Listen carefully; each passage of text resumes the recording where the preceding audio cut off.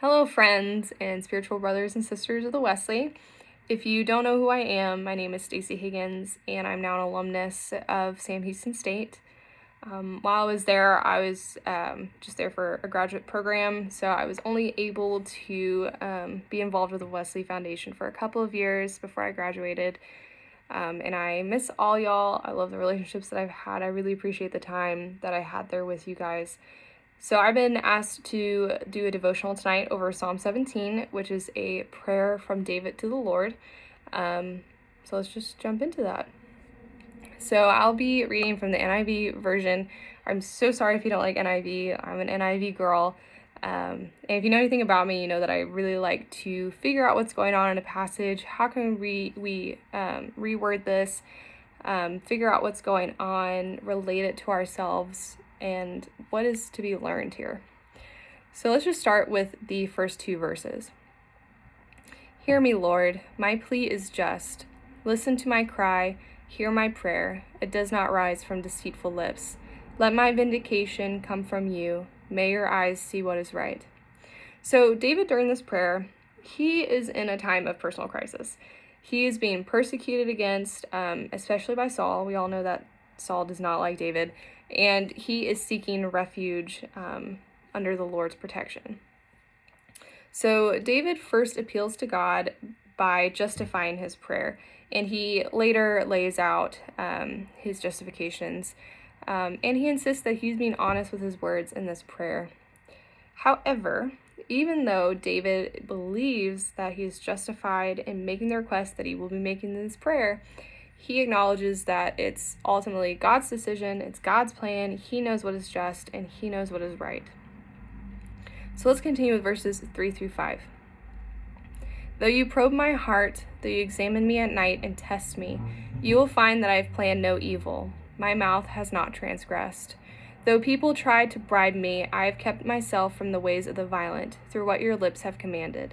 My steps have held to your paths. My feet have not stumbled. So David then reminds God how he has invited God to come into his heart and examine him and test him. And he acknowledges, not in a braggy way, but in a truthful way, that God has found no evil within him.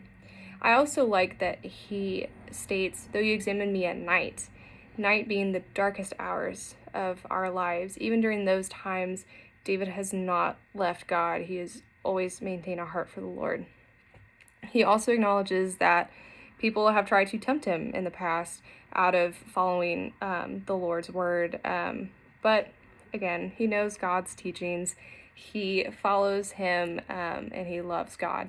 So I imagine that this gave David great confidence in making the request that he does in this prayer.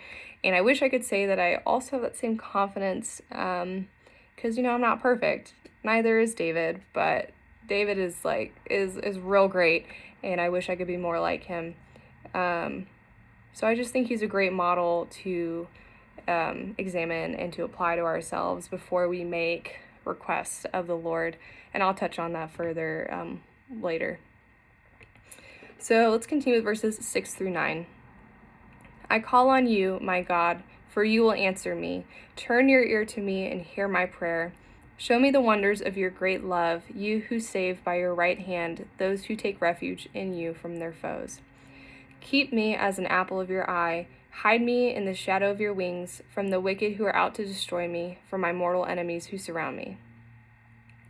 So David then makes his requests. He knows that God's listening to him, and he expects God to answer him.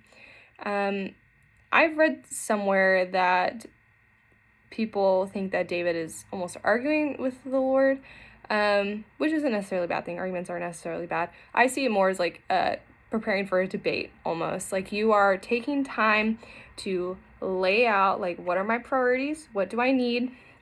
How am I going to say this? How am I going to justify what I'm going to say? And just being really intentional about it before you go to God with it.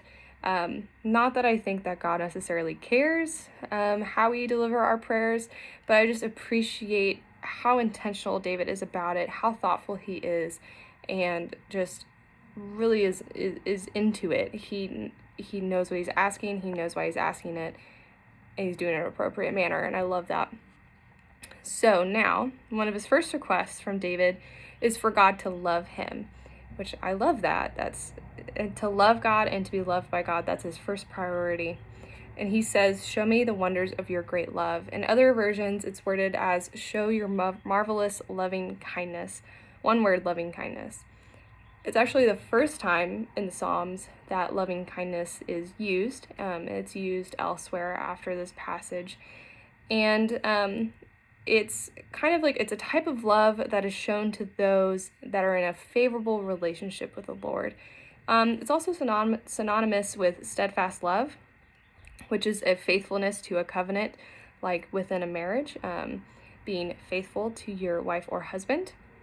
And he is just asking for an appreciated fidelity from God, not only moderately, but marvelously, because that's God's level. Nothing else is marvelous but God.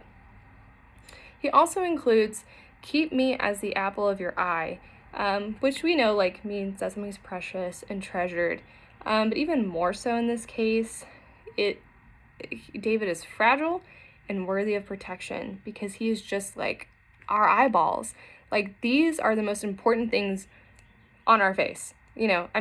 Everything's important, but these just help us just figure out the world, investigate things, figure out where we're going, what's coming at us.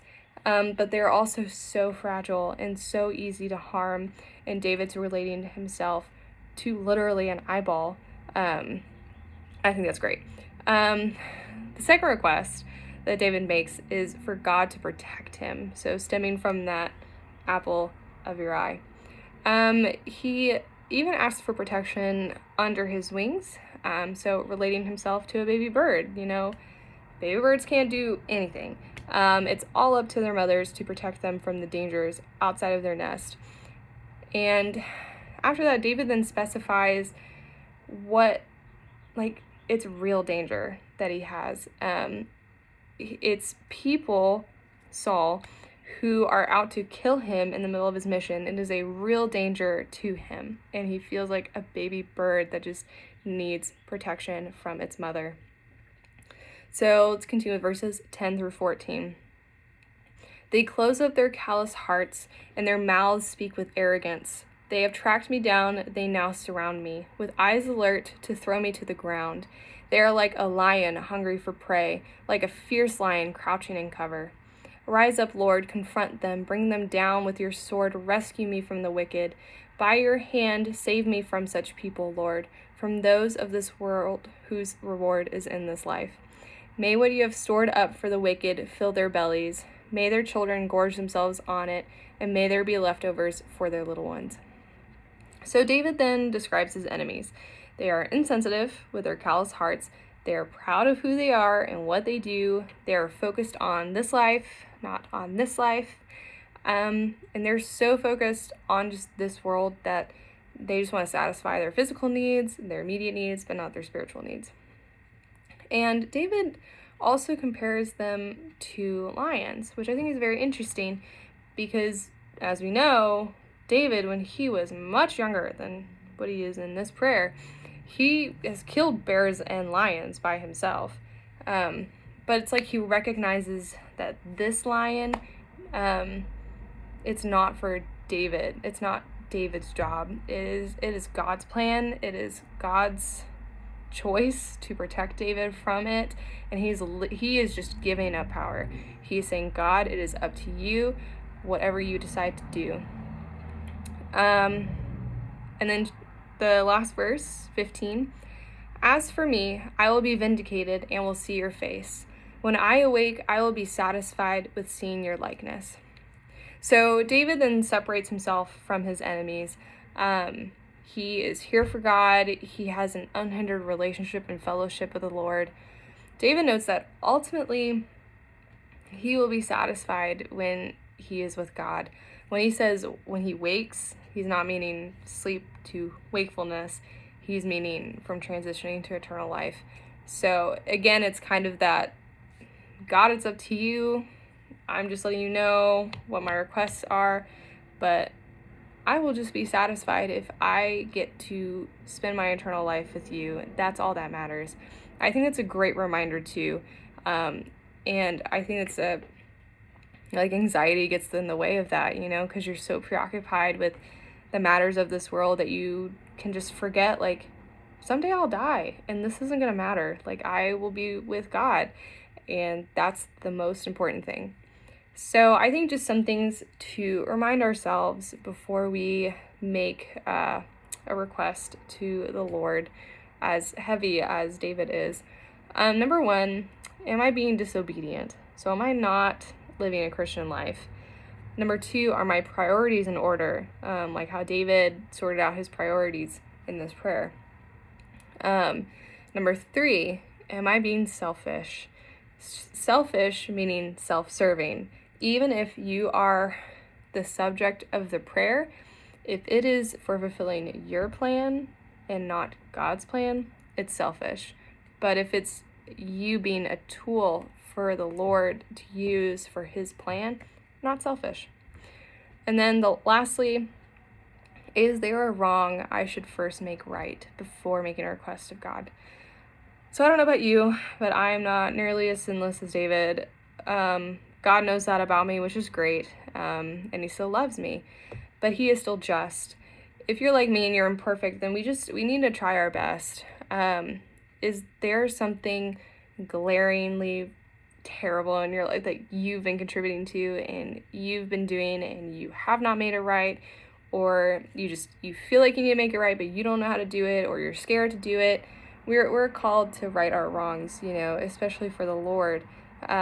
Who else, is more important? And if we're bold enough to make requests of God, then we should be equally as bold enough to actually live as he says. Some people may disagree with me, and that's fine. I'd love to know where you disagree with me with that. I just think that we need to find harmony within ourselves and our spiritual selves and with God, and really just practice what we preach. Get right with ourselves, follow his teachings and his word, and then make heavy requests from Lord. So yeah, that's what I gathered from this. I would love to know y'all's feedback from Psalm 17. If there's something that you agree with, things you disagree with, things that you got from it that I didn't, how you relate it to your life, what did you learn from it? Please just let me know. I would love to know what you guys got from this.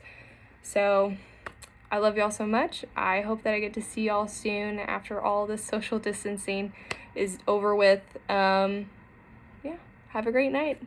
Love you.